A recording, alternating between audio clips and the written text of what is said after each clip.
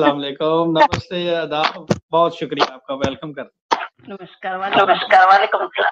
आज का मेरा ना थंबनेल पता क्या है? आज का मेरा थंबनेल आप देखें कि गधे के पढ़ सर लिया मैंने। सींग गायब। हमारे उर्दू में ना जब किसी का नाम बिल्कुल खत्म हो जाए ना, मिट्टी में मिल जाए, फिर कहते हैं फिर कहते हैं कि गधे के सर से सींग गायब हो गए। तो यहाँ पे साथ साथ मेरा थंबनेल आज ये है कि एपी सिंह हीरा नहीं चाट सकेगा। वो जो हीरा चाटने जाता था ना, वो चाटने से महरूम हो गया बेचारा। तो मोमिन मलिक साहब ने तो उसके ख्वाबों पे डाका मारा है, उसके सपने ही लूट लिए हैं। वो जो उसने अपने दिल में सजाए हुए थे वहां पे जाया करता था। और आप तो डे वन से सबसे पहले ये बात हाईलाइट किया करती थी कि ये इन दफ्तर उसके घर में क्या लेने जाते हैं। आप वो पहली खतून है जो ये बात किया करती थी। और अब वो सारी बातें जो आपकी प्रिडिक्शंस होती थी वो सच साबित हो रही हैं। जो आपने बहुत पहले ये बातें की थी और अभी आपने देखा कि 3 बड़ी मांगे, 3 डिमांड्स रखी हैं मोमिन मलिक साहब ने।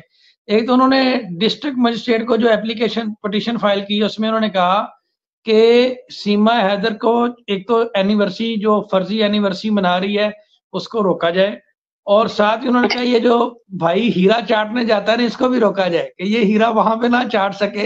इसने अगर वकालत करनी है तो ये अदालत में आए। हालांकि वो हीरा इसको हीरा नजर आता है, बाकी वो हीरा किसी काम का नहीं है, ठीक है, लेकिन वो पत्थर है। हाँ जी, पत्थर से भी कोई और आगे की चीज है, लेकिन ये मोहतरम उसे हीरा समझ बैठे हैं। तो वो कहते हैं ना, तुम्हें कोई लेता नहीं मुझे कोई देता नहीं है, तो दोनों एक जैसे मिल गए। एपी सिंह साहब का खैर ऐसा ही कुछ म्यार था। हमारे में एक सब मिलाए जोड़ी एक अंडा एक कोड़ी। तो वो उनपे बैठ रही है। बिल्कुल सही बात है। वो कहावत।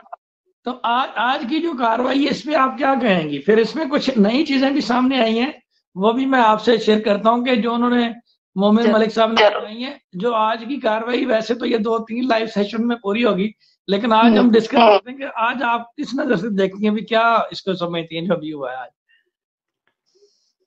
जैसे मोमिन मलिक साहब ने बोला है कि आवाज थोड़ा हो रही है। जैसे मोमिन मलिक साहब ने बोला है कि एनिवर्सरी किस चीज की हमें तो समझ में ही नहीं आ रहा है। एक भैया जी हैं जो जगत भैया हैं, उनको भी लगता है कि सचिन सीमा मीना बोलो, सचिन सीमा मीना बोलो, उसका कुछ तो दिखाओ तो हम भी बोले। या फिर आप बार बार बोलते हैं कि 4 साल पहले वो तलाक देके चले गए थे। एक सो कॉल मैडम भी आई थी वहां, कोई लक्ष्मी करके, मेरे को तो वो भी मिलेगी तो पहले मैं उससे भी पूछना चाहूंगी कि तू गई थी वहां देखने के लिए, जो तू यहाँ चारपाई पे आके पांव दबा के चली गई, अपना चैनल प्रमोट करके चली गई, और तूने बाकायदा इसको पैसे दिए हैं यहाँ अपना प्रमोशन करने के लिए। तो क्या तू गई थी वहां देखने के लिए कि 4 साल पहले हैदर इसको बहुत मारता था, ये करता था? अगर हैदर भाई इसको मारता था तो वो 4 बच्चे कैसे हो गए भाई? अगर वो मार में 4 बच्चे हुए तो यहाँ प्यार में एक भी क्यों नहीं हो रहा है? तो ये तो पहले ही हो जाना चाहिए था, पहले ही क्लियर कर देना चाहिए था उनको कि भाई देखो हमारे पास ये है, ये तलाकनामा है और ये शादी का इनका सर्टिफिकेट है, इसके उस पे हम बोल रहे हैं। लेकिन जैसे सो कॉल भैया जी, ना तो वो वकालत करते हुए दिखे हमें, हमेशा वो चीखते चिल्लाते हुए दिखे हमें, जिस तरह से वो चीखते चिल्लाते ही हैं, चाहे वो आम पब्लिक पे हो, चाहे वो मीडिया कर्मियों पे हो, चाहे वो किसी चैनल पे बैठे हो या किसी भी अन्य व्यक्ति पे। तो उनके चीखने चिल्लाने के बाद क्या हमें हाथ में क्या लगा? मोमिन मलिक साहब ने बोल दिया ना, आप तो कहीं वकील ही नहीं है।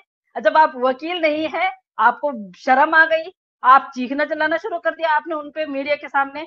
और उसके बाद जब ये पता चला कि आप उनके सिर्फ एक सलाहकार है, तो मुझे नहीं लगता है कि आप सलाहकार भी हैं, क्योंकि सलाहकार का काम ये नहीं होता है। सलाहकार का काम होता है अच्छी सलाह देना। आप जैसे भड़काऊ सलाहकार हो तो आपको तो सच में ही हीरा चाटने को क्या देखने को भी नहीं मिलेगा। और वो हीरा, वो ऐसा हीरा जिस हीरे को हम, जिस पत्थर को हम अपने घर पे लगाना भी नहीं चाहेंगे कहीं, इस तरह का हीरा। तो वो तो पहले से ही मतलब हम लोग बोल ही रहे थे कि इस तरह अगर आप उसके घर जा रहे हैं तो भैया आपका जाना तो बनता नहीं है। एक वकील, आप भी वकील हैं सर, आप अपने क्लाइंट्स के घर कितना जाते हैं आप ये देखिए ना। तो क्लाइंट के घर क्यों जाना है? क्लाइंट आएगा भैया, केस पेशी होगी, केस पे जाएंगे वहां ज्यादा से ज्यादा इतना है कि वो वहां पे उनसे बात कर सकते हैं, या अपने ऑफिस में किसी के थ्रू उनको बुला सकते हैं, वहां ऑफिस में बात कर सकते हैं, इतना ही कर सकते हैं, इससे ज्यादा क्या कर सकते हैं। लेकिन सीमा के घर आना जाना उनका डेली, बहुत सारे लोगों को मेरा बोला हुआ भी बुरा लगता है कि मैं बोलती हूँ कि भाई वो उनको जहां भी मर्जी वहां घुमाने ले जाते थे, तो बहुत सारे लोगों को ये भी है प्रॉब्लम कि भाई सरिता ऐसे क्यों कहती है। भाई सरिता को पता है ना, मुझे पता है कि एपी सिंह जी रात रात को आके और बोला जाता था कि भाई ये उसकी एटीएस की गाड़ी में, एटीएस कौन छुप छुप के आते हैं भाई, एटीएस वाले कौन आते हैं छुप छुप के, वो मुंह ढक के, कौन सा एटीएस वाला आएगा ऐसे मुंह ढक के। तो ये बात तो पहले हो जानी चाहिए थी। जी कविता मैम। बिल्कुल सही बात है आपका। जी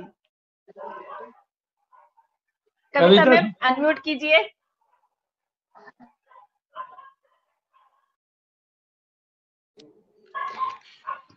मैं तो आज मोमिन मलिक की, अरे ड्रॉप हो गई हूँ जी। मैं तो ये कहूंगा कि बेचारे एपी सिंह शुद्ध देसी घी का मजा लेने से महरूम हो गए आज। हाँ, मैं आपको तो ये भी बताती हूँ सर, जब उन्होंने इस चीज का वो किया था, वर्णन किया था, और एक बहन की तुलना उन्होंने देसी घी से बोला था, तो साफ साफ पता चल रहा था कि वो देसी घी कैसे बोल रहे हैं। भाई देखो, दाल में खाने में किस तरह से मजा देती है, सब्जी में डालने से किस तरह से मजा देती है, वो साफ साफ पता चलता है कि वो किस तरह उसका उसकी व्याख्या कर रहे थे। एक देसी घी आप अपनी बहन को बोलते हो, कौन भाई अपनी बहन को देसी घी बोलता है, कौन भाई अपनी बहन को तंदूरी चिकन बोलता है, कौन भाई अपनी बहन के लिए बोलता है इसका गठीला बदन एकदम मक्खन जैसा। भाई आपने हाथ लगाया क्या तो फिसल गया आपका हाथ, मतलब इस पे हाथ लगाओ तो हाथ फिसल जाता है। सरिता मैम, वो भाई बोलता है जो राखी की कीमत 5 करोड़ रुपए भरता है। हाँ, राखी की कीमत 5 करोड़ रुपए, शादी की कीमत 3 करोड़ रुपए, 8 करोड़ का जिसका 8 करोड़ का बिल फट चुका है ऑलरेडी। बिल्कुल मैम, तभी तो